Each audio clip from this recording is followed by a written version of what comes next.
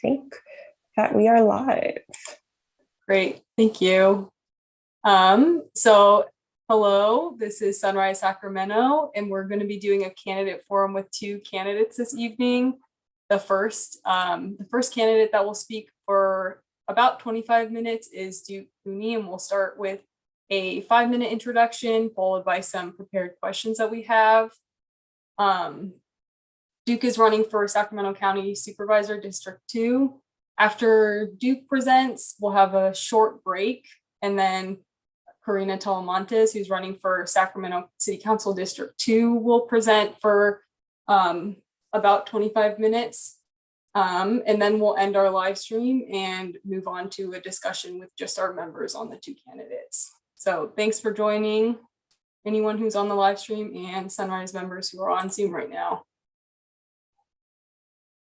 And we're gonna wait probably a little bit less than a minute and let Duke in to start the presentation.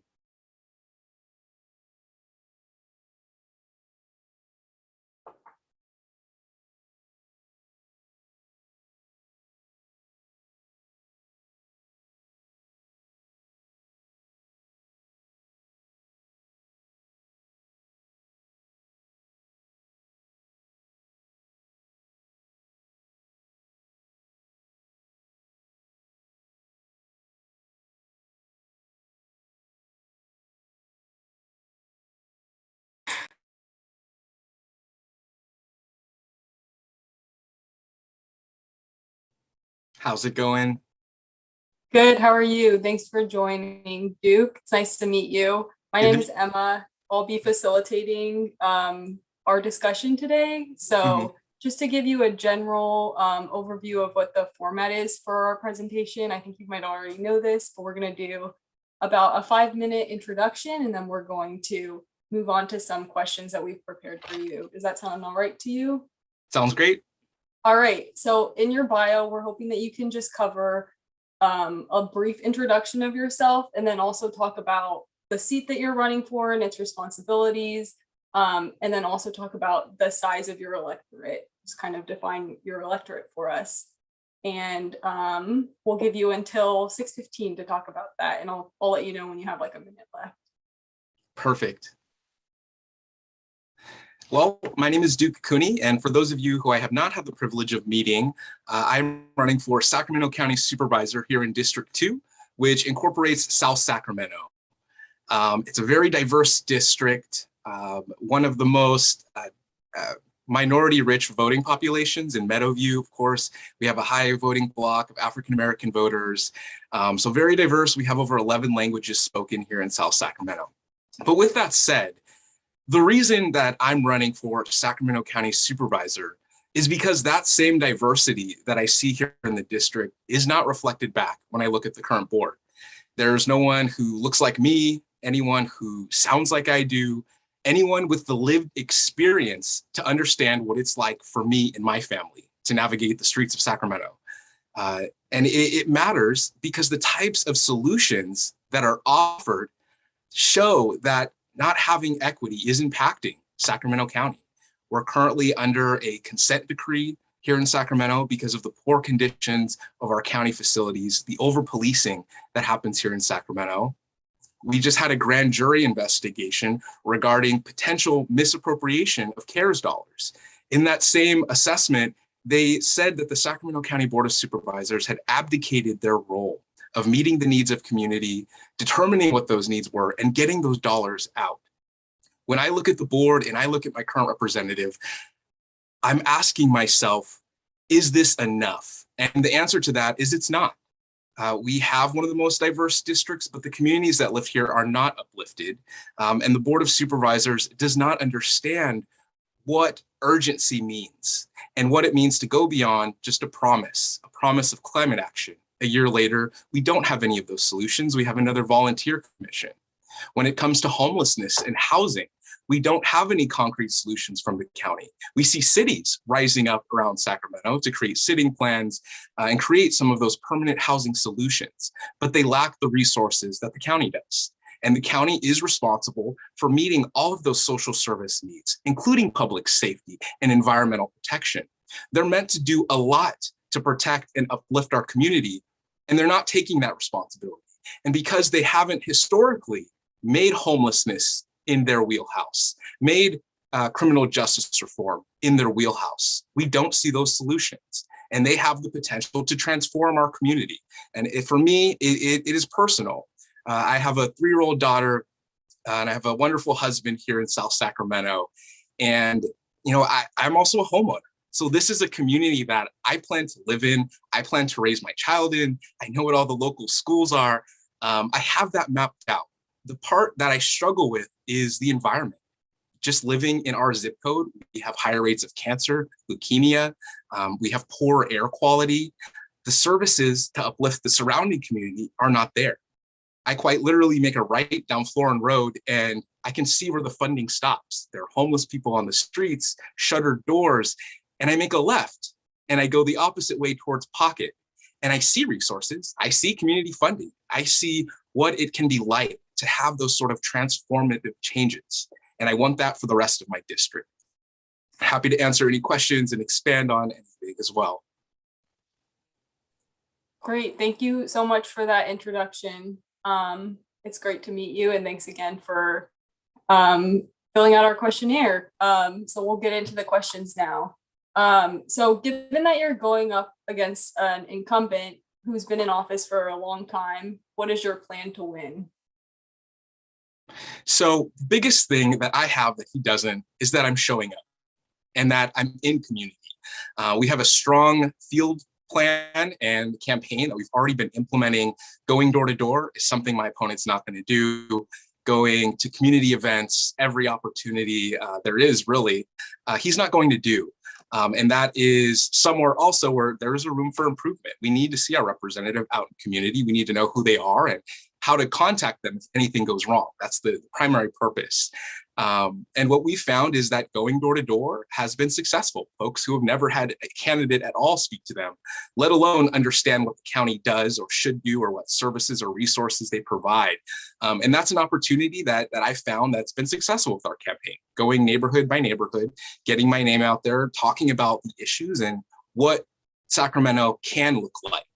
And it's been great. And, you know, that's the primary way that I believe that we can win. We have a lot of dedicated volunteers, hoping to pick more up tonight, but it's been incredible. I'm very cognizant of, you know, towards the end of the election, he's going to send out mailers. He's going to blast everyone's door because he has the finances to do that. I'm hoping by the time those mailers arrive, we've already knocked on the door 3 times.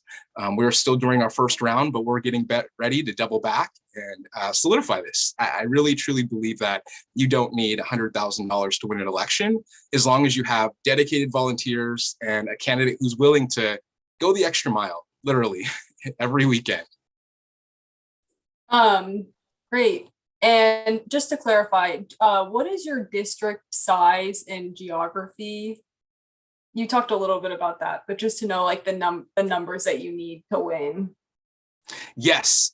So our current vote goal is about 27,000. We don't have a high turnout here in South Sacramento. We have 150,000 voters. On average, about 37,000 turnout. We're expecting that number to be a bit higher because of the vote by mail, of course, across the board. And I think folks are a little more engaged with politics. So that's the number that we're working within as far as planning mailers. We'll send the neighborhoods we're prioritizing as far as knocking on those doors and hosting community events in. Yeah, and we have over 11 languages spoken. We have pockets of Southeast Asian communities, Afghan residents who are now here in our communities. So it's very diverse. Great, thank you for that additional context. That's really helpful. So the second part of this question that we have is, how will your campaign build power even if you don't win?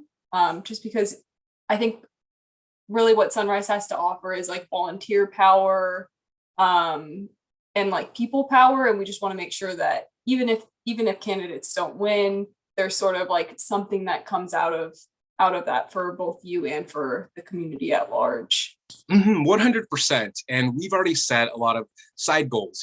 Obviously victory is number one, but we've been able to assist with quite a few neighborhood cleanups throughout the district, supporting other candidates and working on our own.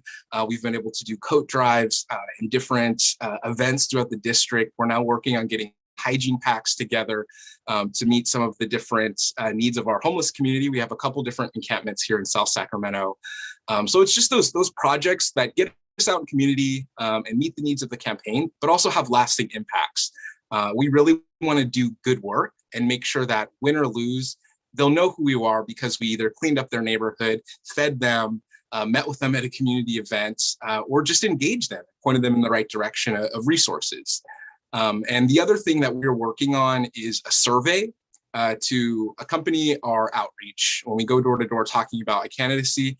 It's a needs assessment. The county does do some polling of community, but honestly, it's very Western European. It's very cookie cutter way of getting out there. And I don't believe that really captures enough people, and enough diversity of individuals. So we're hoping that we're going to kill two birds with one stone, have this needs assessment so we can figure out, one, what are the top issues, neighborhood by neighborhood? We'll go zip code by zip code. Do they feel the county is meeting their needs? And what would they suggest the county invest their dollars in? And give them some options.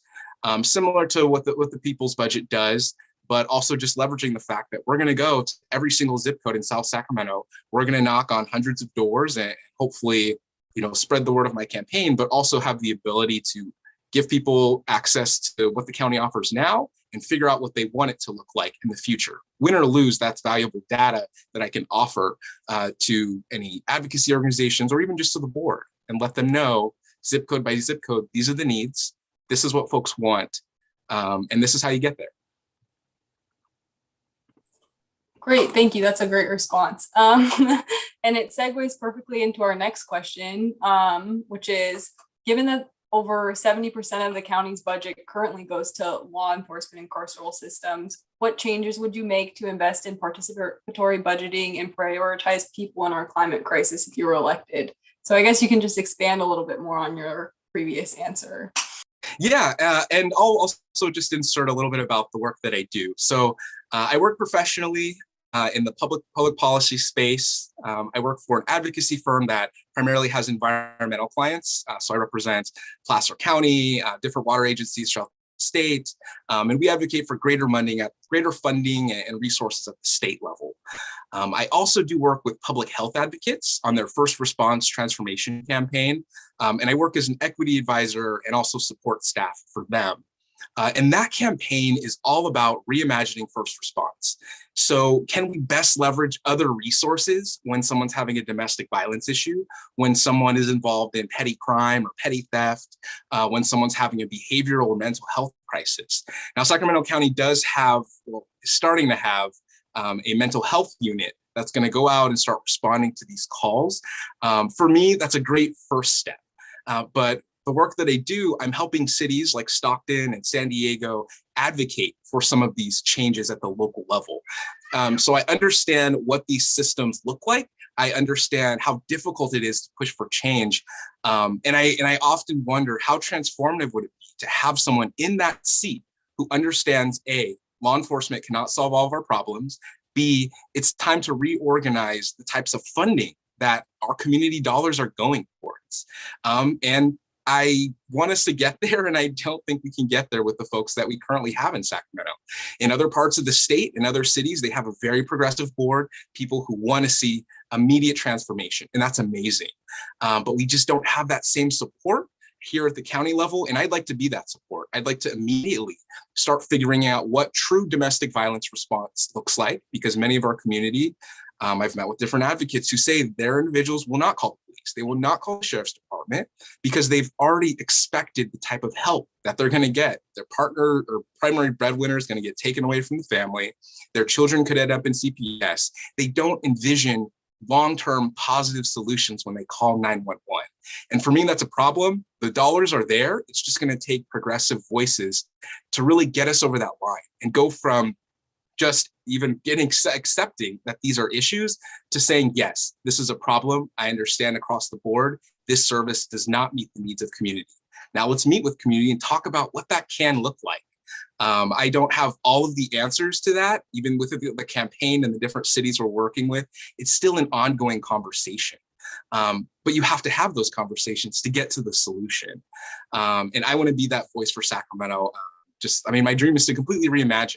I think we'll always need some form of law enforcement, but I just think that with their training, it's very selective and very specialized, and those are the types of things they should respond to, not mental health crisis, not behavioral health crisis, not even domestic violence situations, because statistically, it doesn't work for community. Statistically, it leads to higher rates of drug abuse and alcohol abuse from law enforcement.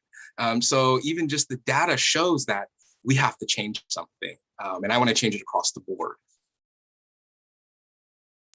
Great, thank you. So our next question is, how would you use your role to advance clean energy throughout all of Sacramento County? Yeah, in Sacramento County, we have a great example of an organization, SMUD, who has completely shifted to a majority of renewable energy in sort of their energy portfolio. And I think that model should have a regional plan attached to it and talk about all of the different agencies that serve this region and how best we can all get to that point. If we don't have the infrastructure, then let's talk about how to get those dollars at the federal level. If for some reason, there's an oil refinery that's serving the needs of some community, let's think of wind power. Let's think of somewhere else that they can meet their needs. And I'd also like to start setting some of those tough goals, like closing all of the fossil fuel facilities in the Sacramento region. And we can do that if we phase them out and make them unneeded for our communities. I think that that's what we need to get to, where we don't rely on them because the reliance is gone. The reliance has now been moved to renewable resources. We know it can be done. It's being done across the world, across the United States, even in some parts of California. And I think that it's time for us to be serious about climate action. The Sacramento County Board of Supervisors declared climate action a priority last year, and we haven't seen anything. We see another volunteer commission, more promises on a plan, but I think we're past that. The plans are out there. The solutions are out there. The studies, the research, it's out there. It's just time to be brave, pick a solution, and work through it. It may not be the best. We may not be able to meet those goals, but if we don't start to at least put some targets down and get a little bit towards getting to those goals, we won't get there. And I think especially as a big county like Sacramento, it really needs to happen. Definitely. So you've talked a little bit about this already, but could you just describe what you think are the biggest issues facing your district and your plan for addressing those issues? Yeah, like many parts of Sacramento, the number one issue is housing and homelessness. And it's really sad for me to see. And as I've taken a deeper dive and understood more of what's been happening in Sacramento around homelessness. And what's been happening is a lot of inaction from the county. They rely on cities to meet the needs of community during some of our extreme cold temperatures, our extreme heat temperatures, even when we have these annual climate events like wildfire season, we have no standard respite centers to go if we don't have an air conditioner, if we don't have a way to filter out some of that negative smoke. And it's the county's responsibility. It goes back to one of those things they need to take accountability for and get better about. We know the temperatures in Sacramento get really cold. We know it gets really hot. We know we get lots of smoke from wildfire season. Just those basic things alone, we can get prepared for. But unfortunately, when we don't have someone who is really advocating for some of these changes, we can't work with people like the Sacramento Environmental Justice Coalition on how best to meet some of these goals. We can't meet with folks like the Sacramento Homeless Union on how best to meet the needs of community, and particularly around homelessness and climate change. Sacramento County has not done its fair share. They take in billions of dollars and have nothing to show for, even in their latest housing plan. And they even said that in the survey they did in community, the number one issue was housing and homelessness. And they allocated almost $59 million without building a single unit of new housing, without creating any permanent solutions to the folks who are already on the streets. And that shows me that they're missing the mark. I would like to speak with folks like Crystal Sanchez at the Sacramento Homeless Union on, what is someone who's been doing this work for over, a decade plus years? What can I do to support you? What can the county lean in to uplift what you're going through? And I think, when it comes to climate change, same conversation. For those of us like myself who live by the airport here in South Sacramento, we need air monitors because we know that these planes are allowed to have lead fuel. And we know that these propeller planes, for those of us who live around here, we know they're flying around our heads constantly. And they're leaving pollution on our yards, in our backyards, where our children can come in contact with, where we can come in contact with. And the county has not done a good job of talking to those environmental groups that are active on these issues and saying, hey, we know that you've identified this problem. How can we meet the needs? Let us leverage county dollars to meet that need. And we haven't had that dialogue. Those aren't the folks who get prioritized in these conversations. I don't intend to come in and say that this is the way it's going to be. This is my policy platform. I want to come in and talk with advocates. I want to talk with people who have been meeting the needs of the community where the county has not for all of these generations. And it seems that every day I'm out in the community, I meet a new person who tells me about a new problem we're facing, who has just not had that response they need with. So to answer your question, the way I plan to approach issues like housing and climate change in my district is talking with advocates, community groups, the CBOs, those nonprofit organizations who are meeting the needs of community. Those are the ones we should go first to. I think that there's such this mentality of check the box and a little bit of the nonprofit industrial complex that happens here in Sacramento, where those who get the money don't always have the data to show they're helping community. And that's also something that really needs to go on its head. If we want to solve these solutions, we need to be funding the folks on the ground who have their boots on the ground, who are making a change with or without county support. And those are the folks that I'm going to talk to about getting this policy changed here in Sacramento. Great. Yeah, that was something that was clear from your candidate questionnaire as well. So thank you. So we have one more prepared question, and we have about 5 minutes left. So we'll go to that last question, and then maybe if we have time, just ask our members if they have any additional clarifying questions, and then close up. So the last question is, you described in your candidate questionnaire that you would plan to use state and federal dollars to begin to address some of the county's historic failures. Could you just talk a little bit more about your plan to do this and how you would work with county staff to get that done? Yeah, I mean, the biggest thing is there really needs to be a needs assessment across the board. And I want to see it go neighborhood by neighborhood. I would love to see the county really put forward dollars to do that. Because as it stands, there are literally neighborhoods who don't have street lamps, a basic luxury of any modern urban environment, and they don't have that. And who knows about it? Why is that not a priority? And the only way you get to some of these just historic wrongs of why there's lighting the closer you get to pocket and why it becomes sparse the further you get away from it. Some of those historic redlining areas. I really don't want to prescribe solutions to each community, but I would love to have the county weigh in, leverage staff, and go neighborhood by neighborhood and conduct an in-person canvass of what they need for their street, for their neighborhoods, and figure out what that is. In some areas, it might be a park cleanup. We have a lot of areas in South Sacramento that don't have city staff, I would say, to come have upkeep of some of the parks and recreation facilities we have down here. But it really has to depend on the community that lives there. But I would really like to see a needs assessment done community by community. It's so important because there's not a one size fits all solution. And once we figure out sort of what each community needs, whether that's, I canvassed an entire Southeast Asian neighborhood. I went over 250 doors and every single person was from the Southeast Asian community. And I thought, how transformative would it be to have a cultural center right down the street? If this many folks are living here and in this community, why not have an opportunity where they can share culture together and we can share that culture?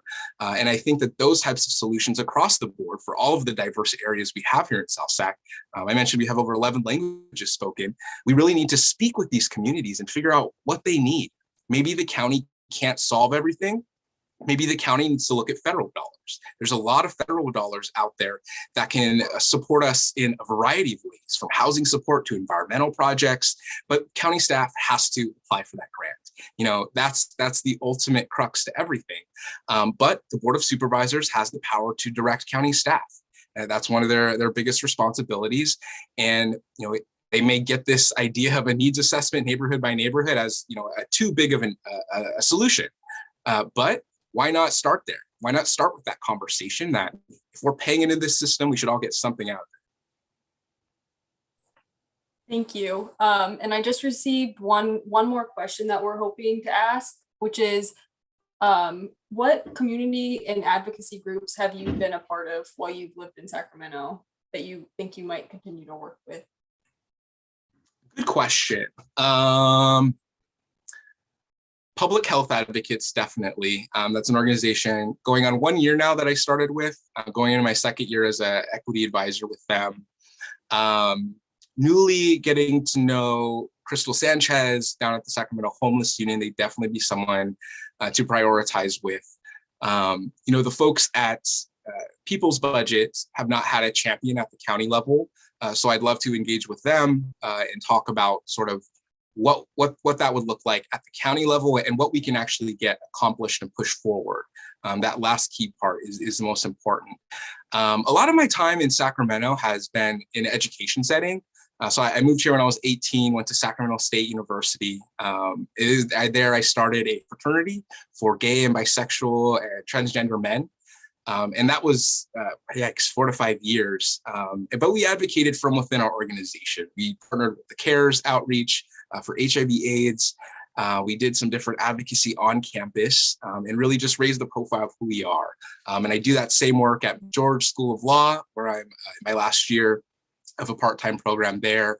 Still working with our Law Students Association focused on LGBT advocacy. So as far as advocacy on campus, I've always supported sort of the communities I represent and figured out ways to elevate us. As far as local nonprofits and social groups, I haven't had sort of a long-term relationship with. I think Public Health Advocates would be my longest relationship. And of course, I'd love to work with them on what first response can look like here in Sacramento. Awesome, thank you. So I think we're right at time. So if you just have any closing thoughts, that would be great. And then otherwise, it was great talking to you today. Yeah, so just any closing thoughts you have. And I appreciate you moderating today. I know it's not always easy to soak it all in and then respond, but I really just want to say in closing, this is my first election, but I intend to make it my first election that I've won. It is a steep battle, but one that I'm willing to fight, one that I'm willing to put in the time and the effort. And if that means I need to walk and knock on 1,000 doors, then that's what I'm going to do. Because the more I learn and the deeper I get into what's been happening at the county and what will happen if we don't start changing the people we get into these seats, it's scary. It's a very scary future for myself, for my family, for, you know, even my daughter, to think that in a couple of years, she's going to be navigating these streets on her own. And I'd like to live in a reality where no matter who she comes in contact with, they'll have all of their basic needs met. They'll have access to housing resources, food resources, hygiene resources at the bare minimum, because that's what the county is meant to do. They're not meant to do foreign policy. They're not meant to solve climate change, but they're meant to do their part. And a lot of that is just taking care of the community. And I want to be that voice. I really want to change this narrative. And to do that, I'm going to need your help. I'm going to need folks to volunteer, to engage. And an organization like yours, I would love to count you as one of my endorsements and my supporters to show folks that this is what I represent. These are the types of organizations that I'm basing my political career on, who I want to be associated with and continue to work with once I'm in office, because this is a long-term relationship. It's not a one election endorsement. I want to continue to work with you and count you as one of the folks that I go to when policy issues come up. Great, thank you so much. So just as a background on our process, we'll be voting on endorsements in the next week. So we'll plan to follow up with you after that. But thank you again for talking with us tonight and enjoy the rest of your evening. Thank you. Thank you. I appreciate that. All right, everyone. Sorry, we're a couple minutes behind schedule, but we have about a 2-minute break, and then we'll invite Karina in at 6:40.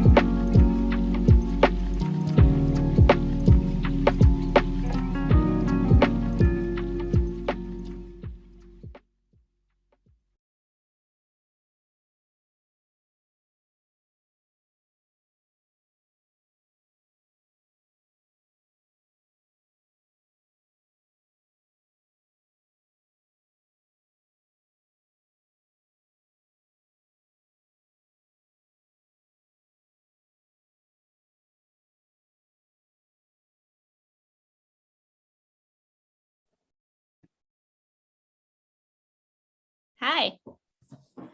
Hello, thank you for waiting. And it's nice to meet you. So I can just give you a little bit of an overview of our process today. Thanks again for joining us. So we're going to start with like a 5-minute introduction and then go into some prepared questions from our group. Okay. And we'll give you sort of like a notice when the 5 minutes is close to being up.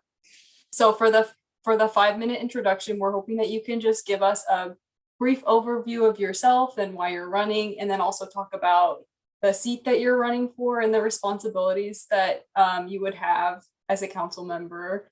And then also touch on the size of your electorate and like the numbers that you think you would need to win. So whenever you're ready, we can get you started and start the clock. We'll probably go to about 6:45. And like I said, I'll give you a warning sign when we're close to a minute up to that. Okay. So overview of me, my platform, responsibilities of a council member, and the population size of District 3. Exactly. Thank you. Sounds Sorry, good. it's a lot. Okay. No, I was just like, I just want to make sure I'm getting it. Hi, everyone. My name is Karina Talamantes. I am a candidate running for Sacramento City Council. A little bit about me. I'm originally from Willows, California, a small town 2 hours north of here. Grew up in the country. My graduating class was 100 kids. Thanks to a program called CHIP Housing, my family built their own home when I was in first grade. It was a federal program where my mom and dad had to have full-time jobs. Then they built their own home. They put in 40 hours of community service work every week. And us and our 14 neighbors, we built each other's homes. So I was very fortunate just to have a roof over my head. And I say that my academic success and my security in that, I attribute a lot of my academic success to that. I'm so thankful that my mom, who doesn't speak English, was somehow magically able to navigate the government resources and the process to be able to get us our first home. I have 4 siblings. My sister's Olga is a counselor. My brother's a realtor. I'm the middle child. My youngest sister Diana is in HR, and my baby sister is doing her PhD program at University of Pacific to become a doctor to help kids with special needs. I'm proud of my siblings, and they mean the world to me because my father passed away when I was 19 years old because of unsafe working conditions in the workplace. And so we're very tight knit as a family, and they're my backbone and people that I just rely on heavily for support in life. And I say that because I'm just so proud of where we're all at today. Despite losing my father, my mom was 50 years old and she was left behind with 5 kids. And here we are all, we're all successful adults today. I went to UC Davis. I graduated there in 2011 with the Bachelor of Science in Community Regional Development. Afterwards, I went to DC, where I worked under the President Obama administration with the White House Initiative on Educational Excellence for Hispanics. After I got a job offer there, but I had to come home because had to help mom. I came home, I worked in special ed, where I was a substitute teacher and translator for IEPs, working with students from 2 years old to 24-year-olds. Then I worked at Yuba Community College and UC Davis, where I worked for Educational Talent Search. It's a federally funded program that helps low-income and first-generation kids get to college. So I've helped hundreds of students get to college, and I was actually a part of this program too. So I wanted to make sure that I gave back. Afterwards, I worked in HR for 4 years. Then in 2018, I ran for office. I ran for the Sac County Board of Education, where I'm currently serving as president of the board. My colleagues allowed me to be president during election year because of my leadership during this pandemic. During this pandemic, I ran a vaccination clinic at Natomas High School, where we vaccinated over 30,000 people. I set up COVID testing sites. I got 286 computers donated from the Sacramento Public Library to our special education department at SCOE. I helped pass a $172 million school bond to update infrastructure at our schools. And I've just been hard at work serving the people of District 3. So why am I running? I am running because I want to represent the working class families of District 3. District 3 is a uniquely positioned district because it's new. It goes from North of Thomas Arena down to the river, down to the 49er truck stop, down to Northgate. It's 63,000 people. Very diverse neighborhood, majority Latino, strong 35%, 36% Latino representation. The income levels range from low income $30,000 to $1 million homes, and just a very beautiful, diverse neighborhood. I want to represent the working class families of this district because I can relate to them and their own struggle. Navigating government resources sometimes is really hard, and it's hard to keep up to date with policies that are impacting their lives because they're working with 3 different jobs to make ends meet. It's hard to call in a city council for item 25 on the consent calendar and make public comment for 2 minutes and wait on Zoom for 2 hours or more. It's tough. And I want to be that liaison. I want to be that council member that is accessible to the community members and the residents of District 3. I want to be that person that they can text, email, or call for whatever it is that they need. I want to bridge that gap between the people of District 3 and the city of Sacramento to ensure that District 3 receives its fair share of funding and resources, because this community has been left behind, and it's time that they receive their fair share of funding. And I want to make sure that's clear because we're feeling the impacts. What am I running on? I'm running on homelessness. Unhoused Sacramentans are Sacramentans. We got to do more. We also need them to keep us safe too. And we got to work together as a community to keep one another safe. Public safety, but more than police and fire, safe parks, bike trails, roads, pedestrian crosswalks. We got to make sure that design is safe, that when we're doing housing, that the design and how we navigate the roads and where we put things, that it's done with good intent and with safety in mind. I'm running to increase the housing. Housing is a large component, and I know that we desperately need more housing. But most importantly, I'm running to improve the quality of life for the residents of District 3. I want to be there for them, and I want to do more events, do more activities, and really just bring community to this area.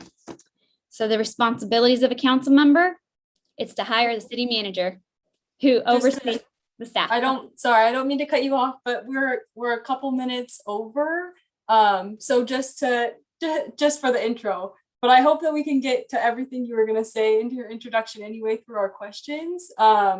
But could you just touch on the size of your electorate really quickly?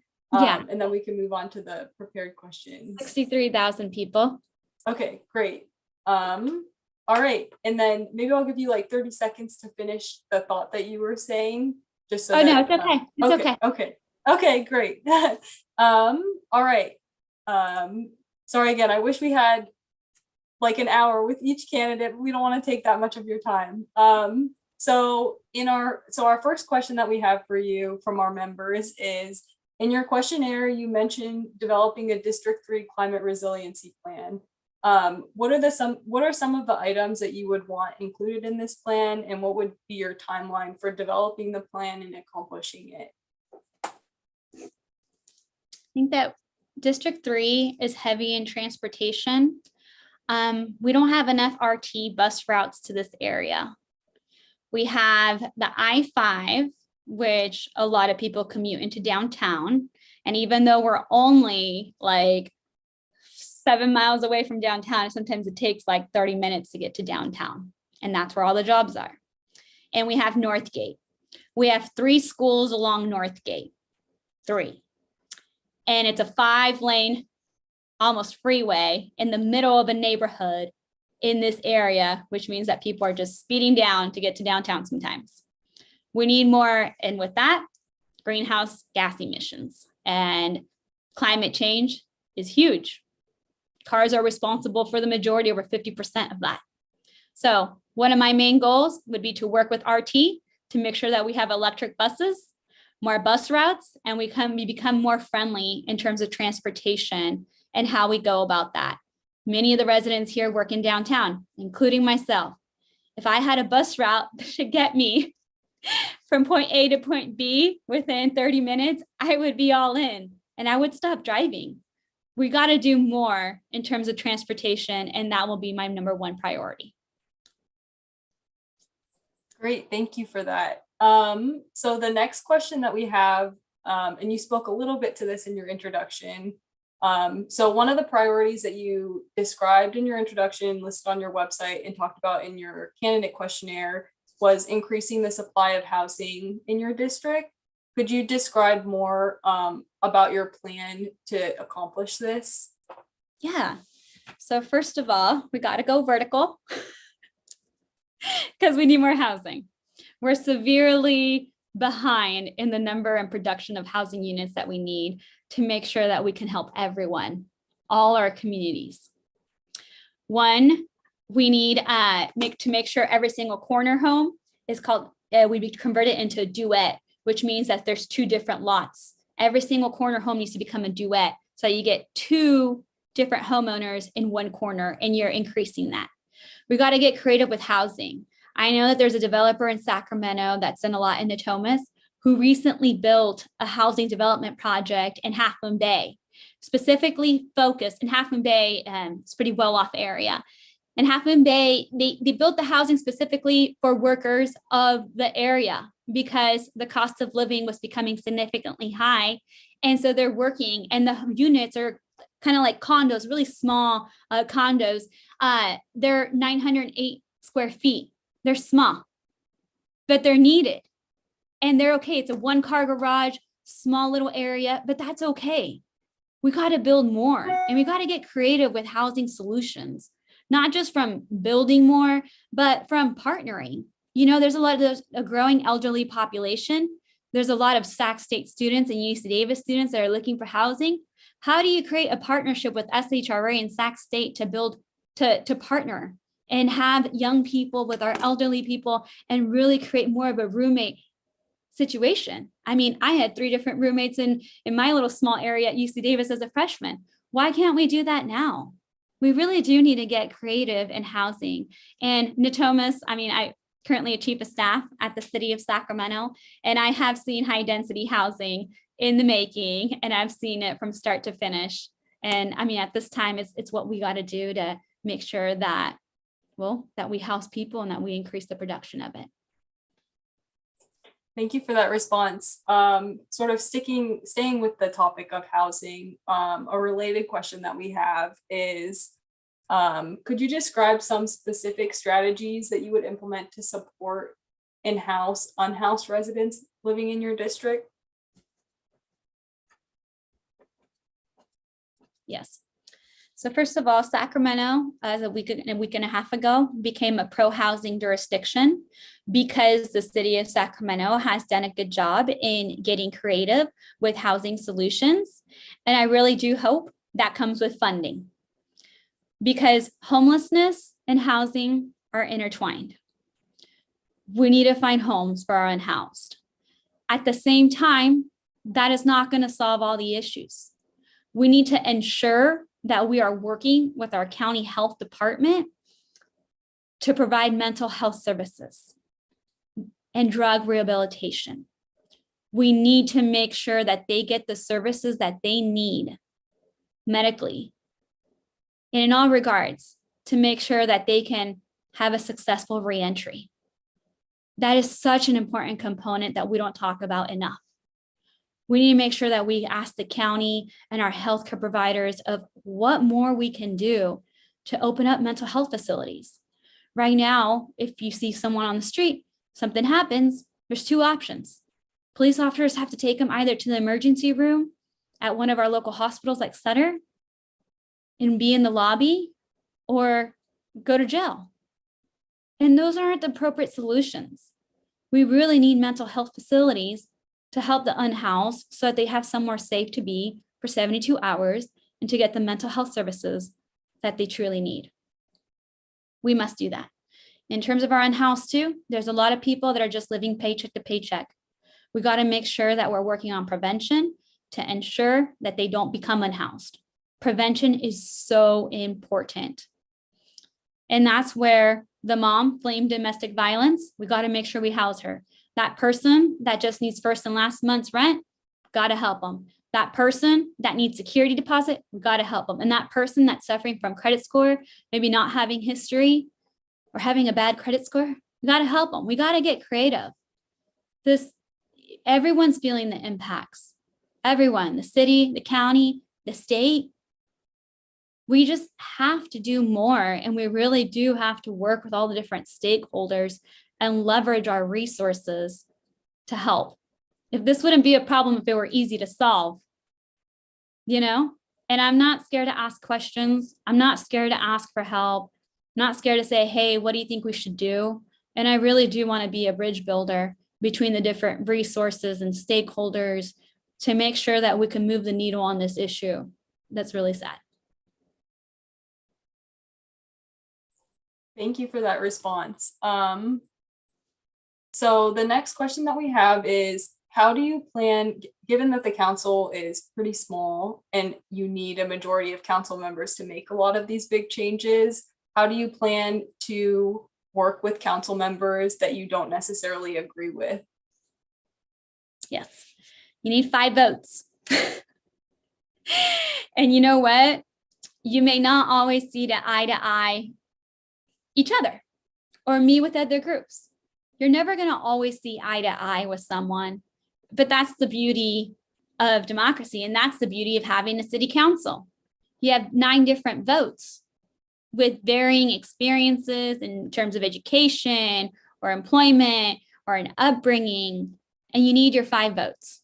So I am proud to have the endorsements of Councilmember Valenzuela, Councilmember Mai Vang, Councilmember Rick Jennings, Councilmember Sean Lalole, and Mayor Steinberg.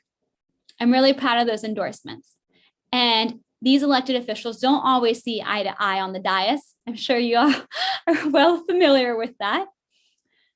But they recognize that I'm a bridge builder and that I will have the tough conversations and reach across the aisle and will return your text, your email, and your call, because that's what I will do as a public servant. And I will make sure I have, well, obviously there's a Brown Act, so I can't talk to everyone about every issue, but, I'll make sure to work together and make sure that we really not just have a vision, but a plan of implementation. It's great to have a vision, but if you don't have a plan, then we're not going to be able to move the needle at all. And so I think that sometimes we need to slow down a little bit and make sure that we have all the pieces to the puzzle to make sure that change happens.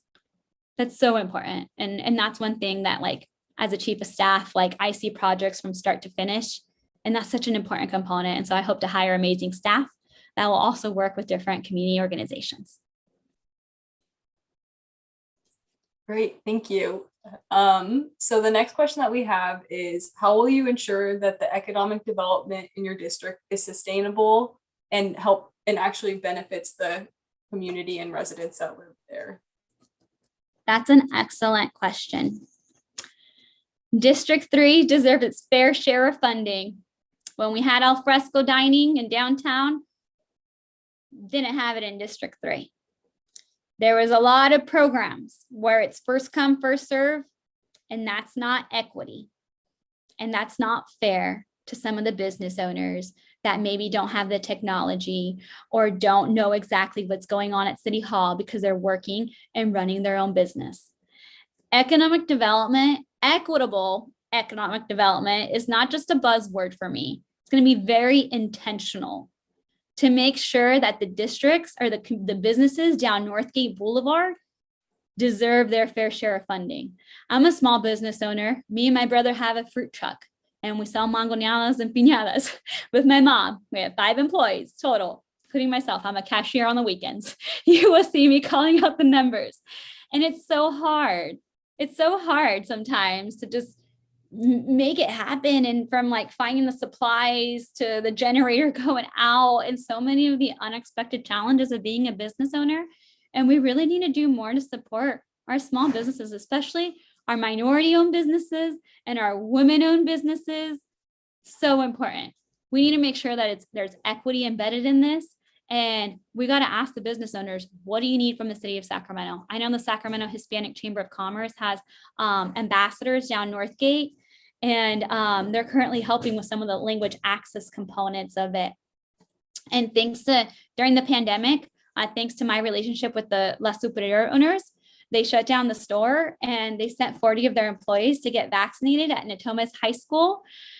And we helped them all be able to go home and tell their family that they felt more safe being at work, because our frontline essential workers are truly the heroes of the pandemic.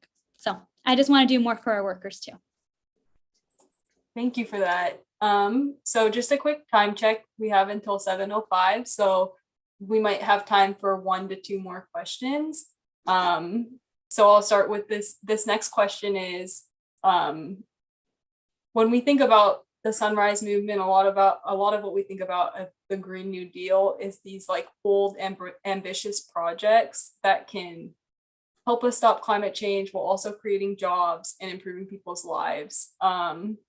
So how will you use your office to support clean infrastructure projects such as the Green Line to the airport, light rail extension, or other just like bold projects that are in your district or adjacent to it?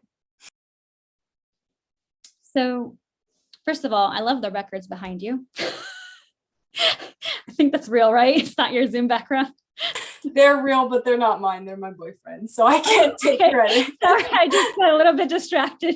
I was like, that is a really good collection.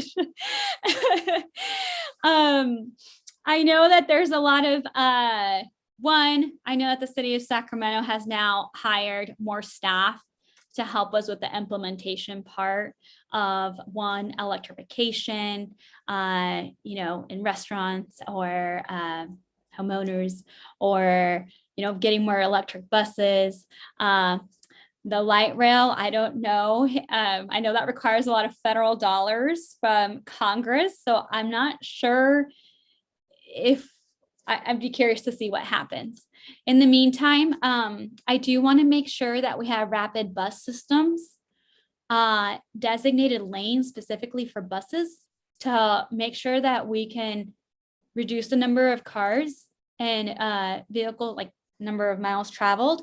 I did write, I was looking through the city of Sacramento climate change plan, and the average number of miles that someone travels to work is, the mean travel time to work is 26.9 minutes. Yeah. So that was on the city of Sacramento's website. Fact check. Yeah. 26, almost 27 minutes to 27 minutes of people's days that they spend on the road getting to and from work. That's significantly high, and we need to reduce that. So I'm wanting and willing to work with you and your organization to find creative ways of how to be more sustainable, how to address climate change, which is huge, especially like our generation. We got to make sure that we leave our earth good in a good shape for the generations to come. So we need to do more, and I'd be excited and eager to learn more and work with you. Like I said, I'll make sure to reach across the aisle. I am one person. I know education, I know human resources, and I know my 4 years as a chief of staff, but I'm not an expert at everything. And I'm ready to ask important questions, and I'm ready to learn, specifically from the experts and people that work in the different industries. Great, thank you. I'm gonna actually pause for a second and see if there's any additional questions from the group that people want to ask, just because we have about another minute left. And if not, we can just go on to a closing from you. So if anyone has questions, you can either raise your hand or type them in the chat, just so that we have the opportunity to ask those.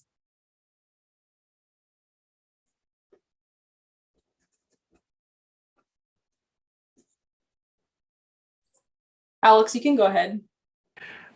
Just when you're mentioning about chief of staff, I mean, are you working for Miss Ashby? Do you think you would be different than her as a council member, or have you learned, different ideas from her? I was just interested in that.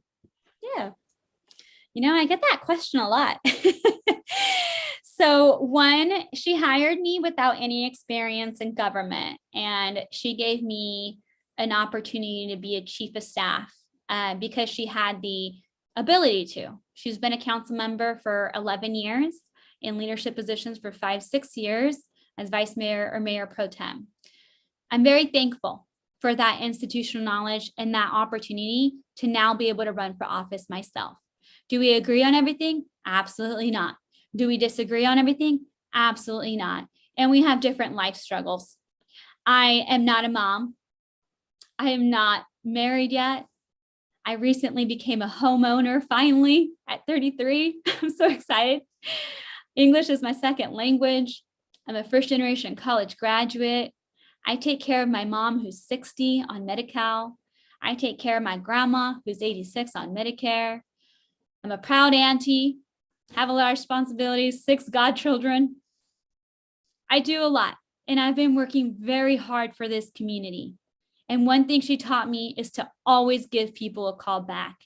And that's my commitment. And that's one thing that I will be remaining consistent on, is giving back to the community, being responsible, being accessible, and being transparent.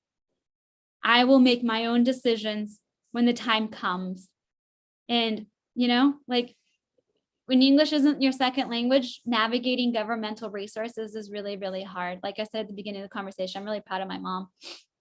And I want to make sure that the families who don't speak English here in District 3 feel comfortable approaching me regarding issues and situations in the community. And that's what I want to do. I want to be a trusted messenger, and I want to be that bridge between City Hall and the people of District 3. Great, thank you so much. So since we're at time, maybe we'll just give you a few 30 seconds or so to give us your closing thoughts. Yeah. One, I'm really thankful to have the opportunity to be in front of your membership. I'm really excited and eager to serve the city of Sacramento, specifically the residents of District 3. If elected, when I'm elected, I'll be the 15th woman to ever serve the city of Sacramento. The 15th, let that resonate, how long we've been a city. We're making changes, we're making moves. It's time for representation. Representation matters so much. And I'm qualified, and I'm ready, and I'm excited.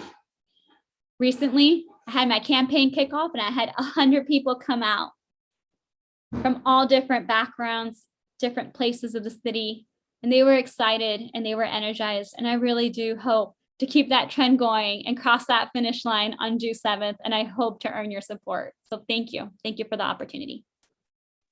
Thank you so much, Karina. So we will have like about a week for our members to vote, and then we'll follow up with you after that. Thank you again for your time. It was really nice to meet you today. Thank you. Likewise. And you guys have a good one. You too. Bye.